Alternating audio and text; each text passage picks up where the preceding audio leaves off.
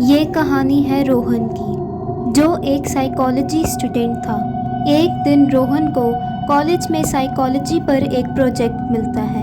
बहुत देर तक बुक्स में ढूंढने के बाद भी रोहन को कोई आइडिया नहीं मिलता और वो कॉलेज से थोड़ी दूर एक मेंटल हॉस्पिटल में चला जाता है, जहां वो एक मेंटल पेशेंट की साइकोलॉजी पर प्रोजेक्ट बनाने का सोचता है।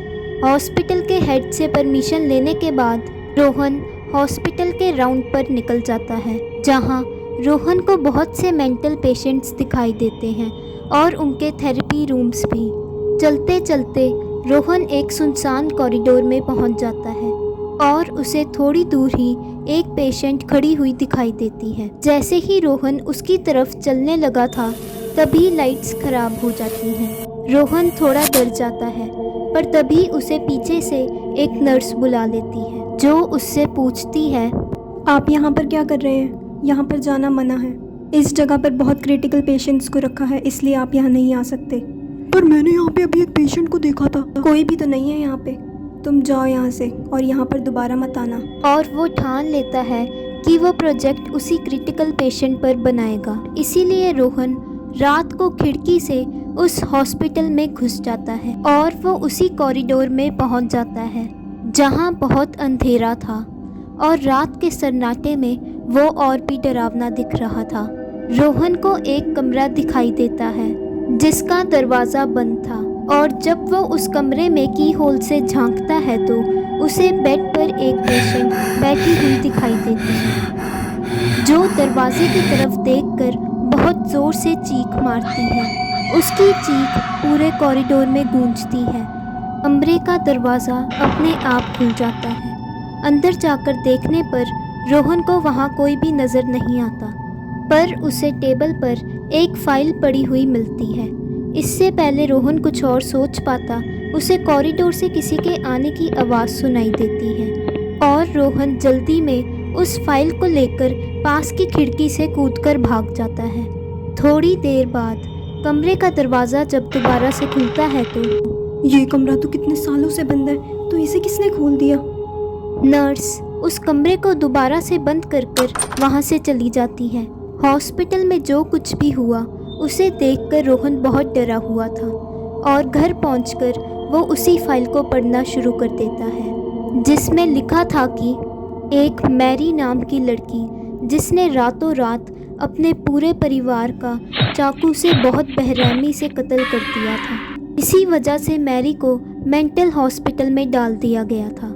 मैरी को मेंटल हॉस्पिटल में रहना बिल्कुल भी पसंद नहीं था और उसकी हालत और भी क्रिटिकल होने लगी थी। इस वजह से डॉक्टर्स ने उसे शॉक ट्रीटमेंट देना शुरू कर दिया और कुछ समय बाद मैरी की मौत हो गई। रोहन ये पढ़कर बहुत ज़्यादा डर जाता है। तो मैंने जिस पेशेंट को देखा वो तो इतने साल पहले मर चुकी है। तभी रोहन के सामने मैरी खड़ी हुई थी, जिसकी फाइल वो अभी देख रहा था। रोहन, तुम भी मेरे जैसे पागल हो जाओगे। ये सब देखकर रोहन बहुत परेशान हो जाता है। उसे हर जगह से किसी के खरोंचने की आवाज़ सुनाई देने लगती है और कुछ देर बाद रोहन अपना सिर दीवार से पीटने लगता है। रोहन की मेंटल कंडीशन बहुत ज़्यादा ख़राब होने लगती है और उसे भी उसी हॉस्पिटल में एडमिट कर दिया जाता है। कोई भी डॉक्टर रोहन के पागल होने की वजह नहीं जान पाता। रोहन को मैरी आज भी अपने आसपास नज़र आती है।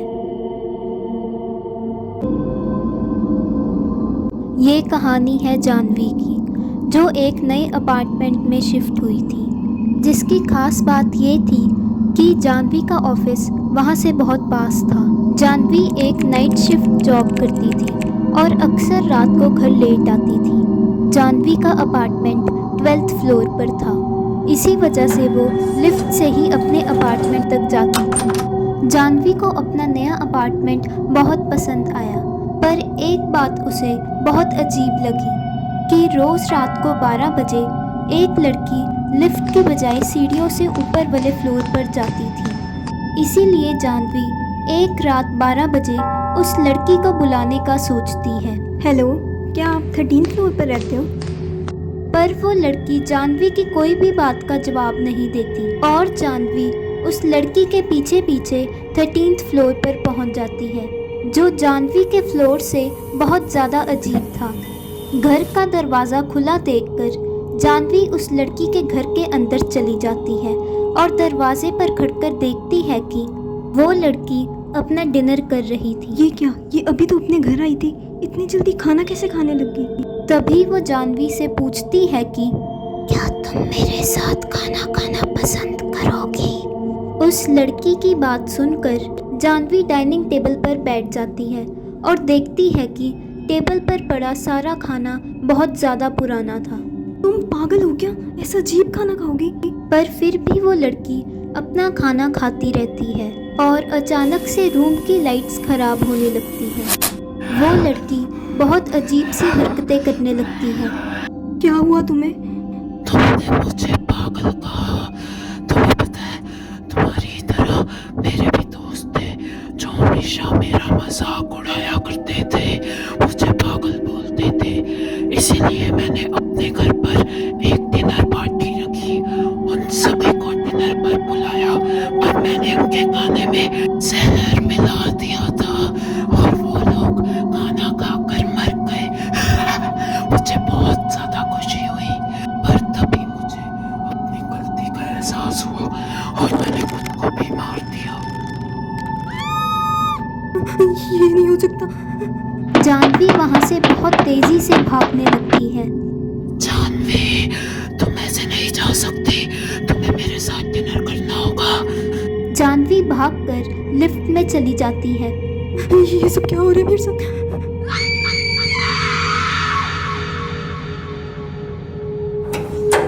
जानवी लिफ्ट से 14th फ्लोर पर पहुंच जाती है। दरवाजा खोलो, कोई तो दरवाजा खोलो। तुम 13th फ्लोर पर कैसे जा सकती हो? तुम्हें पता है ना, वो फ्लोर हॉन्टेड है। वहाँ एक पागल लड़की की आत्मा रहती है, जो भी वहाँ जाता है वो मर जाता है। इसीलिए लिफ्ट में भी 13th फ्लोर का बटन नहीं है। ये कैसे हो सकता है? मैं तो 13th फ्लोर से लिफ्ट लेके ही यहाँ पर आई